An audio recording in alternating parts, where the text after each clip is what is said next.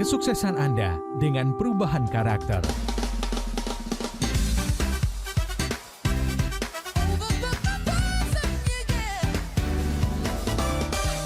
Smart Listener, segera kami hadirkan Smart Character bersama Power Character based on business transformation.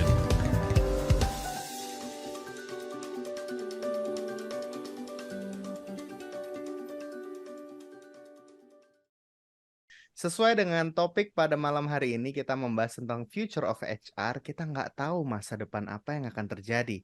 Dan ketika kita membahas masa depan, bagaimana kita mengelola manusia yang efektif? Ini akan kita bahas pada malam hari ini. Oke, baik. Selamat malam, Smart Listeners di seluruh pelosok Nusantara. Berjumpa kembali bersama dengan kami bertiga di sini di program Smart Karakter. Nah, seperti biasa, hadir bersama dengan kami ada Mas Harmoni Ezra, mewakili Personix.id dan juga tim Power Karakter. Selamat malam, Mas Harmoni. Selamat malam, Mas Daril. Selamat malam, Smart Listeners. Terima kasih waktu dan kesediaannya, dan tidak ketinggalan selain Mas Harmoni Ezra yang bergabung bersama kami, hadir pula Mas Tanu Wijaya. Selamat malam, Mas Tanu.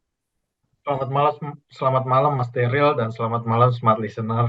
Baik, terima kasih Mas Tanu kesediaan waktunya, dan seperti tadi di awal disampaikan oleh Mas Harmoni, kita nggak pernah tahu ya apa yang terjadi ke depan, termasuk nasib dari HR. Nah, HR ini apa dan bagaimana untuk bisa mengenali bagaimanakah prediksi nasibnya di tahun-tahun depan atau ke depannya seperti apa? Yuk kita coba tanyakan langsung ke Mas Harmoni. Mas Harmoni, ada apa sih kok menjelang ujung tahun, ini ujuk-ujuk yang dibahas tuh masalah HR nih. Apa dan bagaimana sebetulnya alasan tema ini begitu penting kita bahas malam hari ini, Mas Harmoni?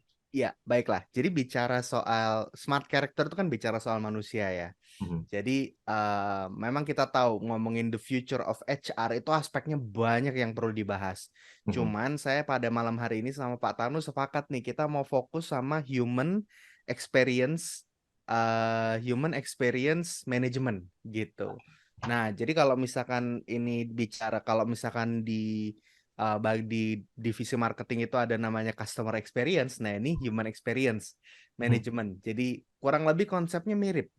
Nah, bagaimana kita mengelola pengalaman-pengalaman manusia di dalamnya sehingga tim kita itu semakin solid dan bisa semakin produktif. Saya mau coba membatasi pembahasan kita ya. Memang di luar sana di masa depan HR tuh kayaknya suram karena resesi dan lain sebagainya gitu ya. Tapi saya coba membatasi, melimitasi. Nanti kita akan bahas hal itu ya di lain waktu. Tapi bagaimana kita mempertahankan tim kita yang memang mungkin Anda berusaha pertahankan. Mungkin di luar sana urgensinya adalah talent scarcity, di mana langka gitu ya. Timnya langka gitu. Jadi suasana hijacking tuh tinggi, terutama kayak industri IT gitu ya. Itu kan banyak sekali talent-talent yang semakin langka, semakin banyak di hijack. Nah, bagaimana caranya supaya mempertahankan, supaya tim kita bagus, kandidat yang akan masuk pun juga oke, karyawan baru dan lama itu juga sama-sama bisa perform, manajer sampai hingga bagaimana pemimpin bisa mengelola SDM di perusahaannya sampai bisa mencapai ROI, return of investment. Gitu. Itu yang kita bahas di sini. Baik, that's why ini penting dibahas di jelang-jelang penghujung tahun ini ya, Mas Harmoni ya. Betul. Saya minta perspektifnya Mas Tanu Wijaya. Mas Tanu Wijaya, apa yang mungkin bisa disampaikan di sesi awal ini sebagai sebuah gambaran besar? Kok penting sih kita bahas future of HR ini, Mas Tanu? Silakan. Ya, bicara tentang future of HR ini memang berkaitan dengan perubahan zaman ya. Jadi kan kita melihat sekarang dunia sedang mengalami transisi. Kalau dulu orang berkata dari zamannya industri 1.0 kemudian 2.0, sekarang kita sudah masuk kepada industri 5.0 di mana sekarang ini perkembangan lebih banyak menggunakan digitalisasi dan kebutuhan ataupun gerak langkah dari setiap manusia yang ada di muka bumi ini tidak seperti dulu lagi. Kalau dulu 9 until 5 itu kita mesti work from office. Nah, kalau sekarang kita itu tidak lagi work from office. Dengan perkembangan zaman digitalisasi, kita bisa bekerja itu hybrid.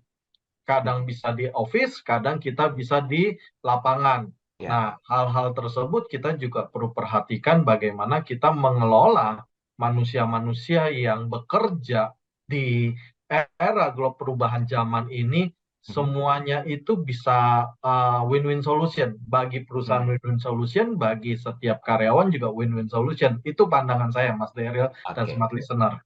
Baik. Jadi sebetulnya bentuk adaptasinya yang secara tidak disadari sudah dilakukan juga ya Mas Tanu ya di zaman sekarang karena memang hadirnya COVID-19. Tapi mungkin kan nggak kira-kira Mas Tanu, kalau dari pandangan Mas Tanu, seandainya pandemi ini tidak ada di dunia, apakah akan ada sebuah kemungkinan atau probabilitas ada istilah WFH, WFO, atau mungkin juga hybrid dan juga offline online, Mas Tanu?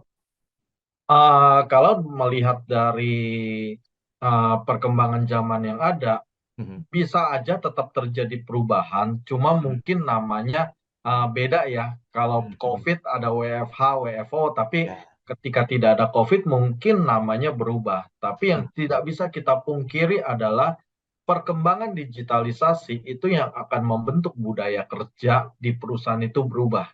Oke. Demikian Mas Derin.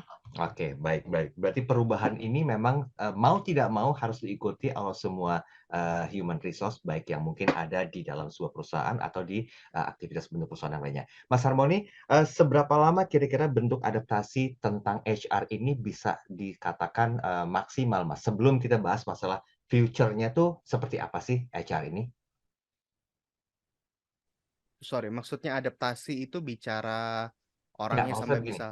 Ya, dari mulai sampai dengan, sebelum kita bahas masalah future-nya, setidaknya kan mereka bisa beradaptasi untuk mempersiapkan diri menghadapi masa depan yang tadi sempat disampaikan oleh Mas Harmoni. Nah, itu idealnya berapa lama, Mas? Apakah harus menunggu satu gong besar lagi untuk bisa masuk siap di future-nya sendiri atau ada pertimbangan lain, Mas Harmoni? Oke, jadi mungkin saya bicara soal seberapa lama mungkin orang itu begitu masuk di perusahaan bisa sampai kompeten dan perform gitu kali ya. Ya, Kalau kalau misalkan bicara beradaptasi tentang masa depan ini kan nggak ada yang bisa menjamin ya.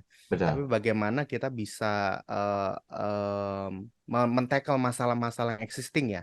Nah, makanya sekarang ada agility ini. Nah, ini kita berbeda-beda ya. Saya coba membahas dari dua perspektif dulu. Ada satu untuk kandidat yang memang culture-nya berbeda. Oke. Culture-nya berbeda dan dia mungkin hijackan dari perusahaan lain dan pindah ke perusahaan kita. Berapa lama kita tahu dia akan perform, terutama di divisi sales. Nah, ini yang paling sulit dan paling sering ditanyakan ke kami juga.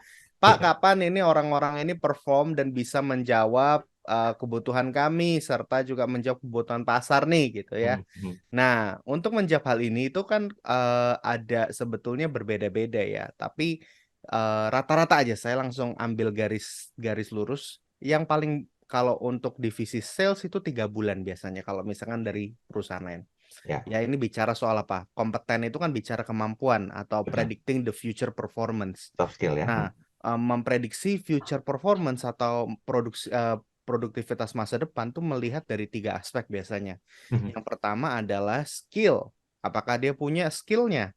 Apakah dia punya kemampuannya? Nah, yang kedua adalah knowledge-nya, pengetahuannya.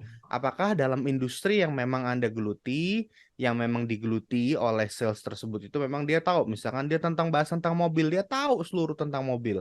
Karena memang dia bergelut di situ, ya. Lalu yang terakhir adalah potensi atau attitude gitu ya, skill, knowledge sama attitude. Nah, bicara soal attitude ini, apakah dia punya kemampuan kepemimpinannya?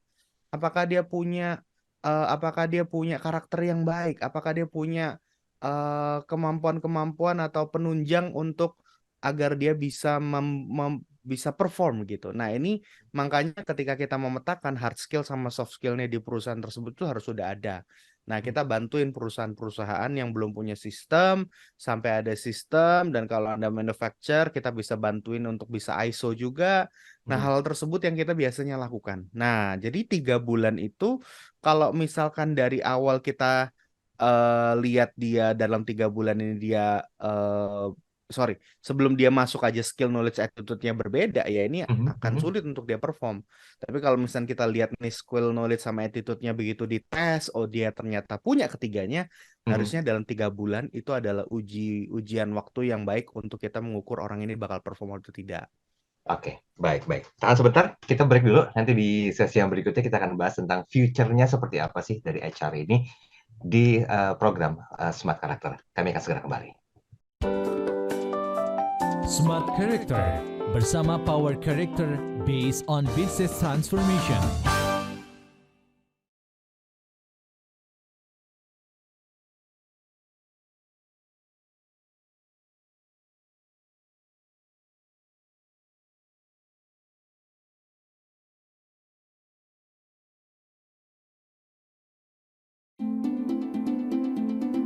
Kembali Anda simak Smart Character bersama Power Character based on business transformation. Ya, terima kasih Smart Listener, Anda masih bersama dengan kami dalam program Smart Character bersama dengan Mas Harmoni Ezra dan juga ada Mas Tanuwijaya. Kita lagi bicara masalah future of HR ya. Ini sih kayak terawangan ya, kayak memprediksi atau memperakirakan apa yang akan terjadi gitu loh. Tapi menarik dari yang disampaikan oleh Mas Harmoni tadi, ada 3 poin penting yang ini menjadi sebuah atensi atau perhatian. Tadi sebelumnya saya tanya, bentuk adaptasi seperti apa yang harus mereka lakukan. Nah, Mas Harmoni menjelaskan bahwa harus punya 3 hal ini. Yang pertama adalah skill, knowledge, potensi, ataupun mungkin juga attitude.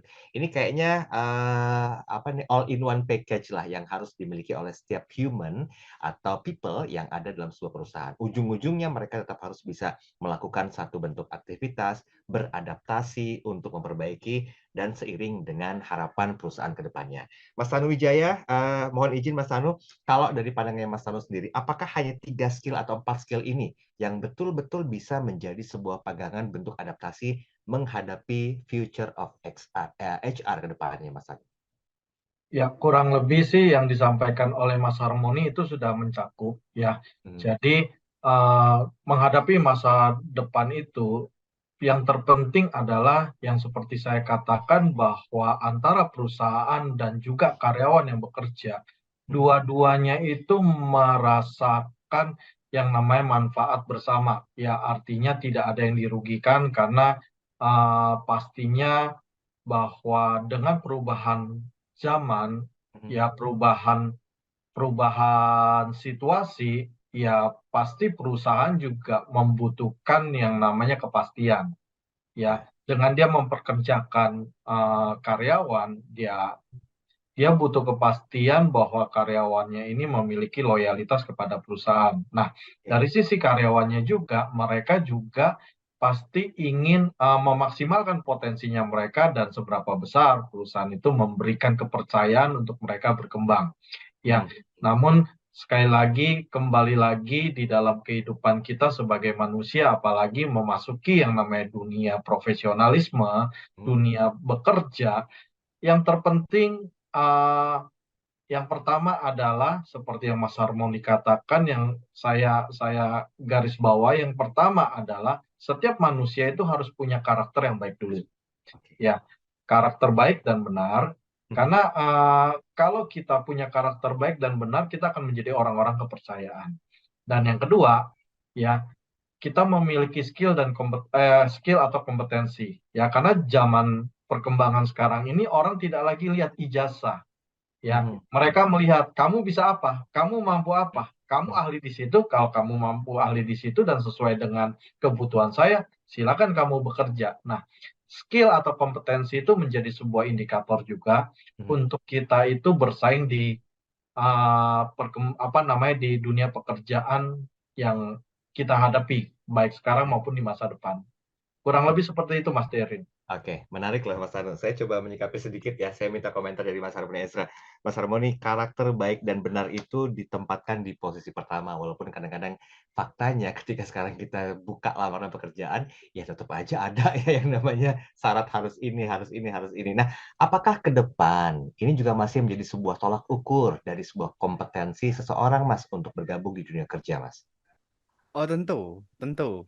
Ya, jadi kan bicara soal karakter itu walaupun sepinter-pinternya orang, tapi kalau nggak punya karakter yang baik ya percuma ya gitu. Setuju. Jadi makanya bicara soal kemampuan itu elemennya itu nggak bisa dilepas gitu, dimana kita harus pinter, dia harus mampu, dia harus bisa menyelesaikan masalah, tapi juga dia harus punya karakter yang baik. Nah, jadi hal-hal tersebut ini yang menarik ya kalau kita bahas sebetulnya semakin semakin langka orang-orangnya gitu ya, semakin pinter orang-orangnya akan tentu semakin sulit untuk dipertahankan gitu.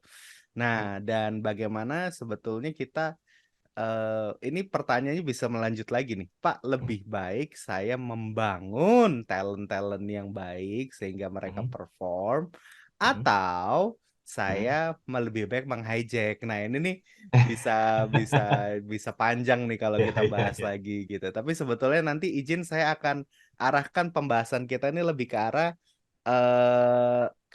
apa yang ada 5 hal gitu ya yang kita perlu lakukan di perusahaan agar kita bisa mempertahankan melakukan human experience management gitu namanya yang Oke. tadi saya sampaikan di awal Ya, ya, gitu kan. Kalau misalkan di marketing ada customer experience, nah betul. kalau misalkan di perusahaan itu ada namanya human experience management. Nah, ini bukan eksperimen ya, experience gitu. Nah, ini makanya menjadi penting terutama di perusahaan-perusahaan yang memang besar dan sangat kompetitif. Beda kalau UMKM ya gitu. Kalau Ya, ya, UMKM ya. memang tantangannya lebih lebih kompleks gitu. Dan zaman sekarang mungkin startup-startup yang lebih men-tackle permasalahan-permasalahan lebih agile gitu. Nah, Oke, ya itu sih yang saya pengen baik. sampaikan sih.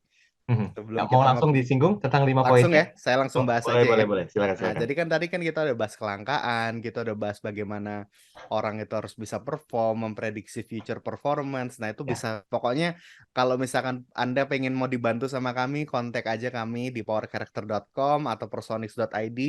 Semuanya nanti kita ada di situ, ada kontaknya dan informasi tentang kami, kita bisa kolaborasi, kita bisa bantu Anda. Ya, tapi yang paling penting adalah sebetulnya oke, kalau misalkan Anda sudah punya nih ya orang-orang yang bagus di perusahaan Anda, apa sih yang harus Anda lakukan? Nah, zaman sekarang itu ada namanya Human Experience Management. Jadi, ini bicara soal menciptakan lingkungan kerja yang aman, nyaman, produktif. Ini betul-betul baik. Nah, terutama kayak misalkan zaman sekarang sudah banyak yang mempraktekkan hybrid working gitu ya. Oke. Hybrid working ada yang work from anywhere, ada yang work from office dan waktunya dibebaskan gitu ya. Dan zaman sekarang itu fokus bagaimana tadi seperti yang Pak Tano sampaikan. Lu bisa apa? Apa yang bisa Anda lakukan gitu. Nah, ini yang jadinya kayaknya tantangan stresnya itu semakin tinggi. Ya kalau misalkan satu hari itu kan biasanya kita atur meeting itu paling 3 sampai 4 kali aja gitu. Kita kasih jeda-jeda setiap kali mau meeting ada 1 jam atau setengah jam untuk kita rehat sebentar mempersiapkan meeting berikutnya. Sedangkan kalau misalkan semuanya sudah pakai online atau Zoom atau Google Meet dan lain sebagainya, itu rasanya kayak tiap menit itu bakal ada meeting gitu. Meeting itu bisa sampai 8 sampai 9 kali satu hari. Nah, itu yang betul-betul bisa meningkatnya stres gitu ya. Dan makanya dalam hal ini nih untuk memahami hal ini nih perusahaan harus punya empati gitu. Meningkatnya stres itu membutuhkan empati perusahaan untuk memahami situasi di karyawannya. Nah, seringkali memang ini hal yang dilupakan gitu ya. Pokoknya ya gua gaji lu A, apalagi UMP naik, ya ROI dong harus lakuin ini minimal mencapai target. Gak salah berpikir demikian. Cuman memahaminya kadang-kadang manusia itu untuk mempertahankannya itu susah kalau misalnya kita polanya seperti itu. Ya jangan heran kalau misalnya turnover di perusahaan Anda tinggi ya. Tinggi. Kalau misalkan Ya. ternyata Anda memperlakukan treatment tim Anda seperti itu. Ya. Nah, yang selanjutnya ini bicara soal bagaimana eh, ekspektasi yang kedua ini ya. Nanti nomor 3 dan 4 mungkin Pak Tanu atau enggak selanjutnya bisa dibahas sama Pak Tanu. Cuman poin yang kedua ini saya pengen membahas tentang ekspektasi. Zaman sekarang generasi milenial, generasi Z ini punya ekspektasi yang berbeda di zaman generasi baby boomers X gitu ya. Nah, Ya. ini makanya smart listener mesti tahu bahwa ekspektasi di perusahaan ini zaman sekarang ini berbeda. Makanya untuk onboarding program ini banyak perusahaan yang melakukan employer branding namanya gitu ya. Ngasih tahu nih oh kalau di perusahaan A kita ada meja biliar gitu ya. Mhm. Oh kalau misalkan kita di bank ini kita ada bin bag loh, ruangan buat kongko santai gitu Ya, ya. ya, ya. Jadi memang ternyata program-program ini nih menciptakan suasana kantor, ekspektasi, apa pelatihan yang betul-betul ujungnya menjawab menjawab ekspektasi di karyawan gitu. Nah ini Mhm. memang tantangan zaman ya kalau misalkan ditanya sama saya gitu, Pak, kok sekarang kok makin ribet gitu ya? Kok Mhm. perusahaan tuh harus ngeluarin cost lebih untuk mendukung untuk ya dalam ketanda kutip manjain karyawannya gitu. Iya, iya. Nah, tapi ya sebenarnya ini yang ya tantangan zaman hari-hari ini gitu, di mana Yes. kita leaders yang memang excel adalah leaders yang memberikan ruang untuk Mhm. timnya belajar, Mhm, mhm, istirahat, mhm. dan bagaimana supaya mereka bisa perform, mereka merasa bisa diperhatikan juga kebutuhannya. Nah, ini menjadi challenge sih. Ini Baik. menjadi challenge. Baik, baik. Ekspektasinya sudah dijabarkan. Nanti sisanya nanti Mas Tanu. Tapi kita break sebentar ya, Mas Harmoni dan juga Mas Tanu Wijaya. Oh ya, bagi Anda Smart Listeners yang ingin tahu lebih jauh, Anda ingin melakukan satu bentuk konsultasi kepada tim dari Mas Harmoni, silakan Smart Listeners bisa coba buka di powercharacter.com atau Anda bisa buka di personix.id. Nanti ada kontak personnya, silakan nanti berinteraksi langsung dengan tim dari Mas Harmoni agar mudah-mudahan sih solusi dari permasalahan Anda yang berhubungan dengan HR itu bisa rampung ya, tentunya dengan beragam program yang sudah dikonsepkan oleh tim Power Character. Smart Listeners, kami rehat sejenak, kembali setelah jeda iklan komersial berikut ini. Smart Character bersama Power Character based on business transformation.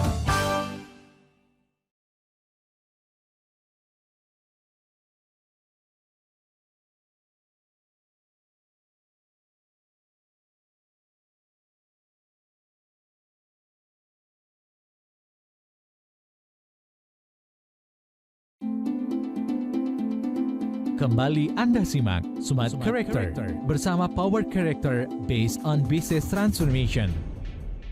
Oke, terima kasih. Seperti Anda masih bersama dengan kami dalam program Smart Character bersama dengan Mas Harmoni Ezra dan juga Mas Tanu Wijaya. Kita masih bicara masalah future of HR ya.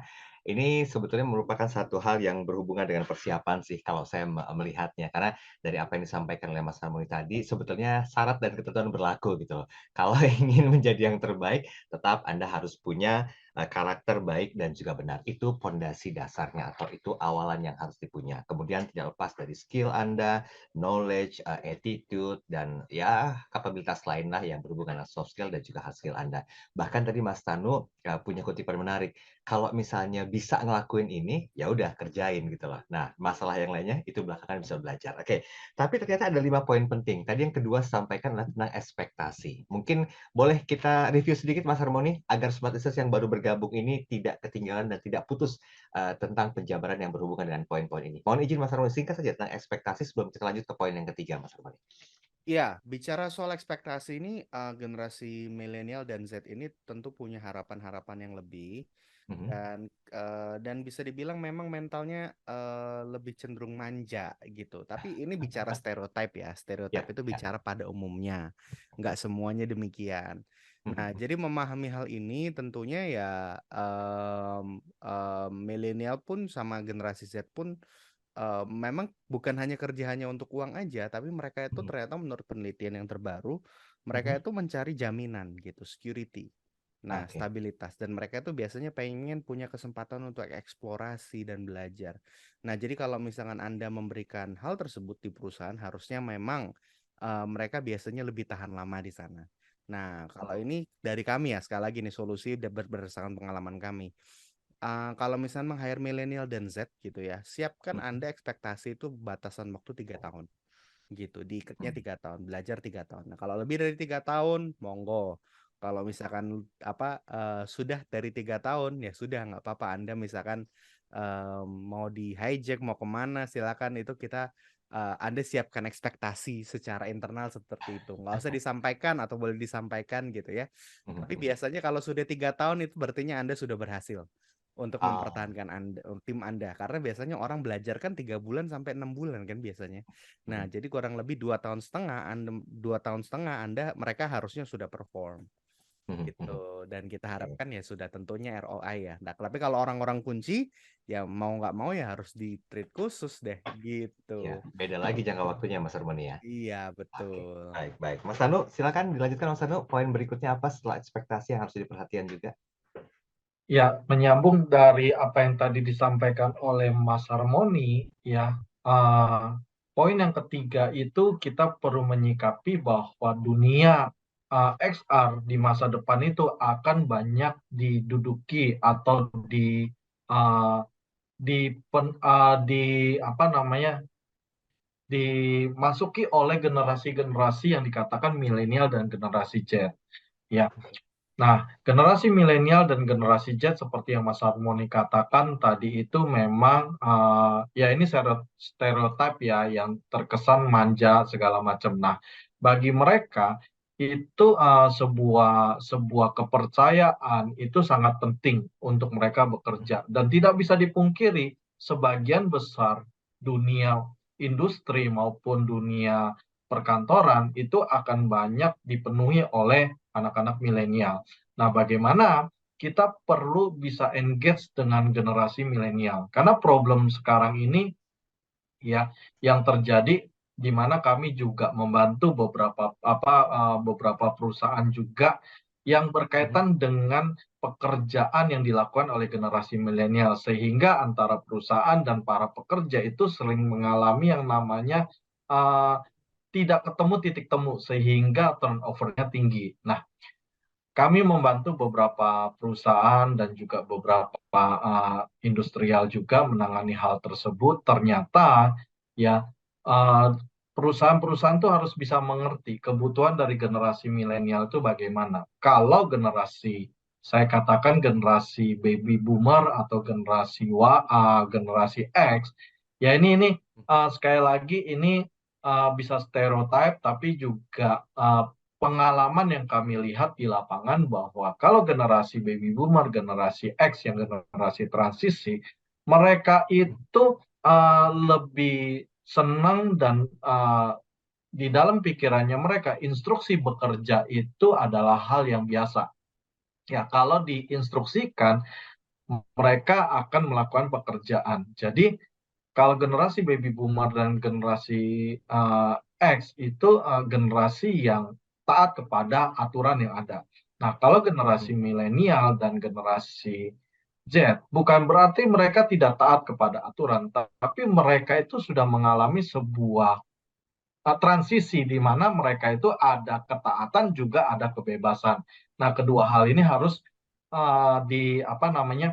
bisa dijembatani oleh perusahaan. Nah, oleh karena itu, kata kunci yang terpenting adalah untuk generasi milenial, di mana smart listener jika memiliki karyawan yang milenial, ya kita harus menyediakan waktu untuk mendengarkan mereka. Karena kata kunci buat menghadapi generasi milenial, kita menyediakan telinga. Karena itu adalah salah satu komunikasi yang terbaik.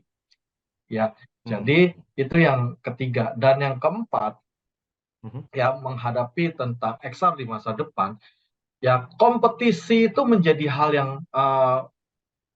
penting juga karena itu adalah sebuah kebutuhan. Ya, jadi kenapa kompetisi itu menjadi sebuah kebutuhan? Karena orang di masa depan sekarang maupun yang akan datang,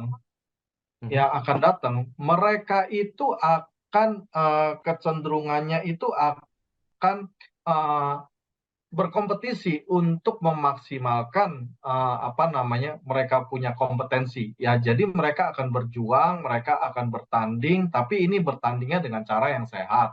Ya, bertanding dengan cara yang sehat sehingga bisa kelihatan siapa yang lebih capable, siapa yang lebih mampu. Nah, kesulitan perusahaan adalah ke depannya ya perusahaan itu akan mengalami kesulitan untuk mencari yang namanya talent manajemen ya, di mana kita membutuhkan orang-orang yang punya talent, yang mumpuni, yang kompeten. Nah, itu akan menjadi sebuah pekerjaan berat buat industri ke depannya. Ya, namun kami sudah melihat dan kami juga coba menyiasatinya akan kebutuhan-kebutuhan XR di masa depan. Nah, khususnya kami sendiri kebetulan bergerak di bidang XR sumber daya manusia. Kami juga sudah menyiapkan talent manajemen. Bila mana ada perusahaan yang membutuhkan, tidak usah mencari lagi, tapi kami sudah bisa menyodorkan orang-orang yang memang sudah kompeten di bidangnya dan mereka sudah bisa mengerjakannya, sehingga perusahaan juga nggak kesulitan. Bahkan perusahaan juga bisa terbantu dengan orang-orang yang sudah terlatih tersebut untuk mereka juga mencari talent manajemen yang uh, sesuai dengan kebutuhan dari perusahaan. Ya, demikian Mas Daryl. Oke, baik-baik. Ini menarik ya kalau kita singgung tentang kompetisi. Sedikit sebelum kita break, Mas Tanu, apakah kapabilitas dari para millennials dan juga Gen Z ini punya kemampuan atau mungkin juga punya kapabilitas yang besar untuk bisa menghadapi era kompetisi ini? Karena saya yakin masih ada nih beberapa perusahaan yang sepertinya baby boomers juga masih ada di sana. Gen X sih kayaknya udah nggak ada ya, baby boomers masih ada, tapi mereka tuh apakah hanya menjadi penonton saja melihat menyikapi pertandingan sehat tadi di antara millennials dan juga Gen Z ini? Ya, kalau berbicara tentang generasi milenial dan Gen Z ini, kapasitasnya mereka itu sangat besar. Dan menurut ilmu kedokteran, ya generasi milenial dan generasi Z ini, otak berpikirnya mereka itu lebih bisa menampung lebih banyak. Karena apa? Karena kemampuan belajarnya mereka juga sangat cepat.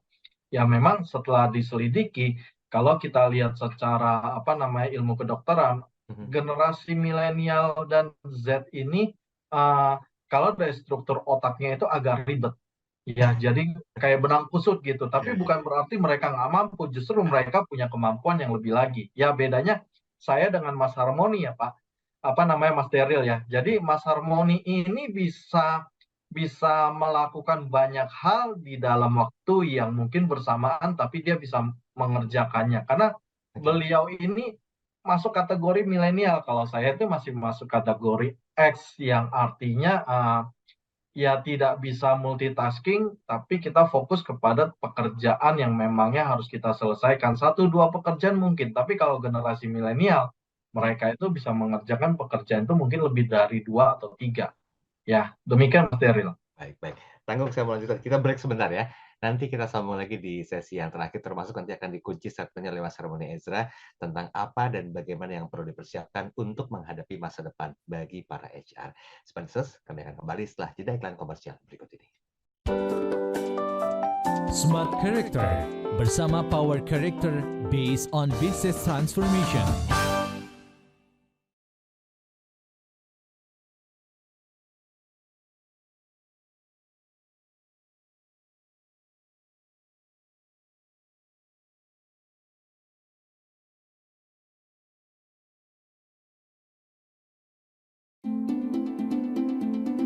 Kembali Anda simak Smart Character bersama Power Character based on business transformation. Baik, terima kasih Anda masih bersama dengan kami. Sudah sampai di sesi yang terakhir. Oh iya, kami undang Anda untuk kirimkan tanda tangan Anda, karena ini masih berhubungan dengan apa yang perlu Anda lakukan ya. Apakah mungkin Anda seorang generasi millennials atau Anda Gen Z, boleh bubuhkan tanda tangan Anda di kertas putih. Kemudian gunakan ballpoint berwarna hitam dan tulis nama Anda. Setelah itu foto dan kirimkan ke 0812 11 12 959. Pekan depan kita akan coba bahas atau analisa tanda tangan Anda, termasuk dari weakness point dan juga strength point Anda untuk menghadapi masa depan yang berhubungan dengan HR. Karena ini berhubungan dengan kapabilitas Anda, skill Anda, knowledge Anda, dan juga karakter Anda pastinya. Baik Mas Harmoni, di sesi terakhir ini, apa yang mungkin harus menjadi sebuah perhatian atau atensi, khususnya tentang future of HR. Saya sih mengambil ada 8 poin penting ya. Yang pertama tadi kan skill knowledge itu nggak boleh dilewatkan, tapi di atasnya sebagai fondasi dasar atau di bawah dasar sekali, karakter baik dan juga benar. Nah, kalau dihubungkan dengan program kita Smart Karakter, apa yang menjadi poin-poin pembahasan penting bagi kemajuan dan masa depan HR sendiri? Silakan Mas Harmoni. Saya akan berbicara dari 2 sudut pandang. Sudut pandang pertama adalah karyawan gitu ya.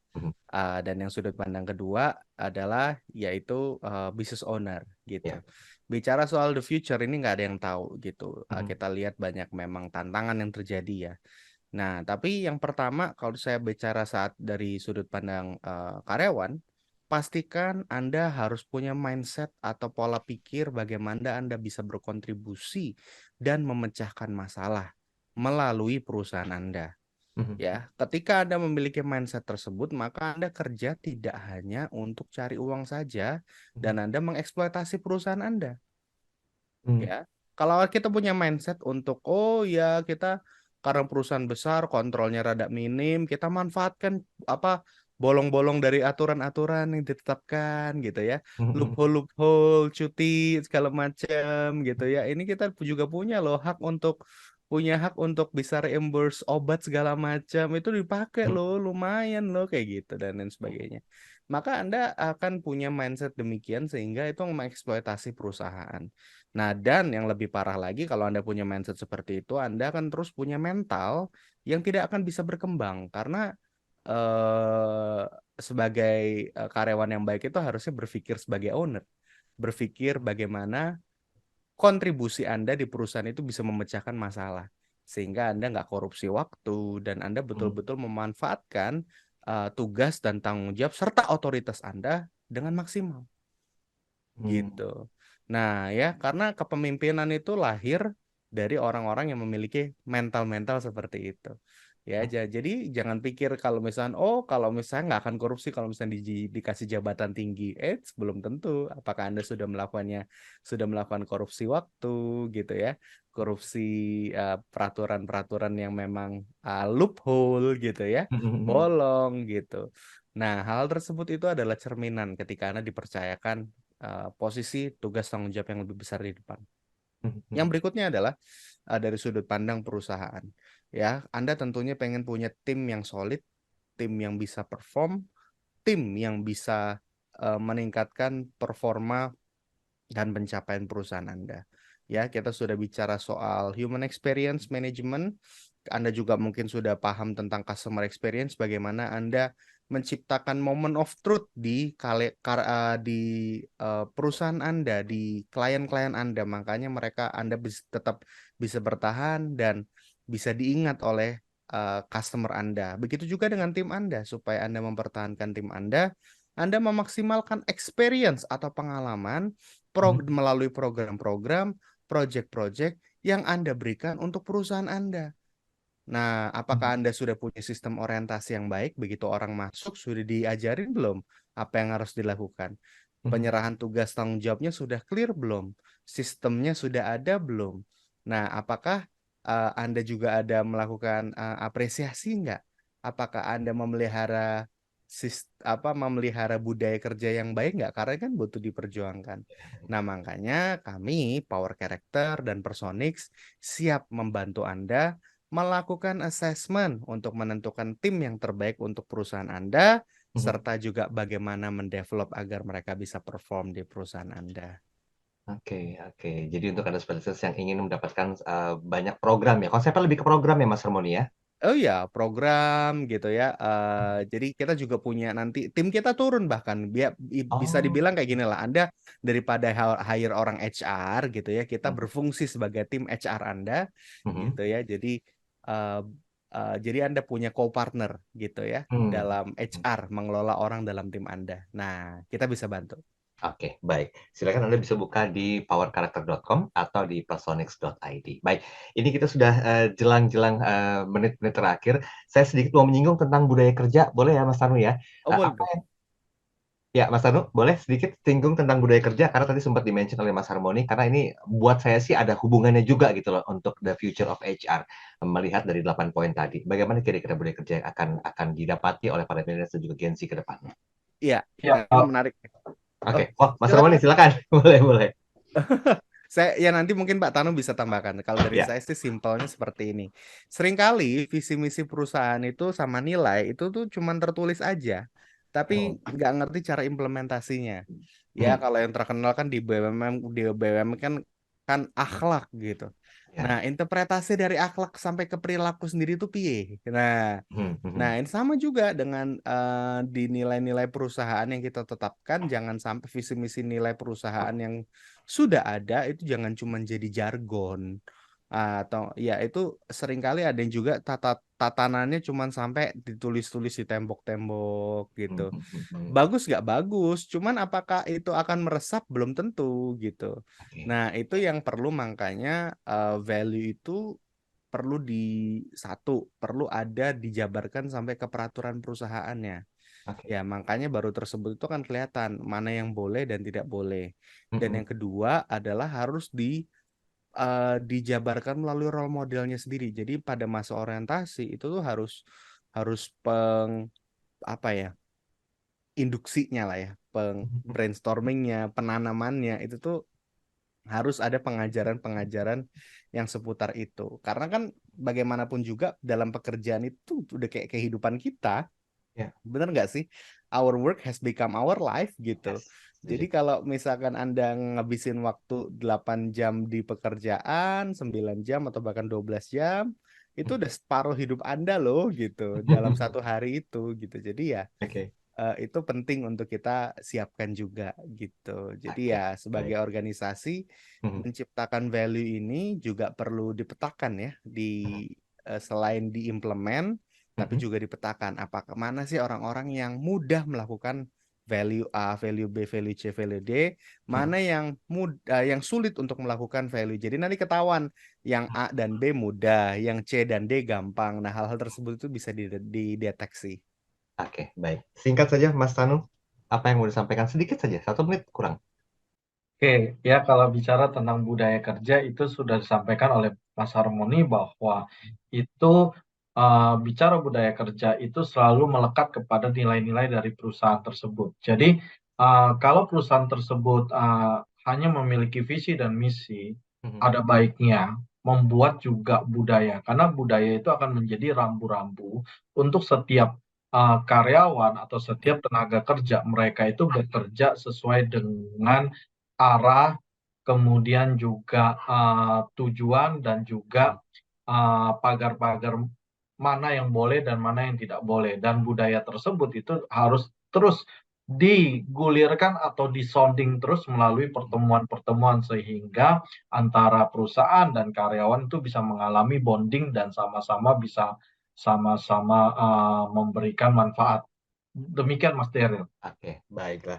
Oke, Mas Harmoni, terima kasih banyak waktunya malam hari ini. Mudah-mudahan apa yang disampaikan memberikan kontribusi positif ya terhadap masukan atau input buat para people dalam sebuah perusahaan. Dan juga Mas Harwijaya, terima kasih banyak. Sobat Business, jangan lupa bagi Anda yang butuh program khususnya untuk assessment dan bagaimanakah membuat satu budaya kerja yang baru di perusahaan Anda menyikapi masuknya milenial dan juga Gen Z, silakan Anda bisa coba hubungi powercharacter.com atau Anda bisa coba buka website di personix.id. Saya Daryl Adam. Saya Harmoni Ezra. Saya Tanu Wijaya. Smart Character, who we are. We are life transformer and we are change to change the Change world. the world. Selamat malam dan sampai jumpa.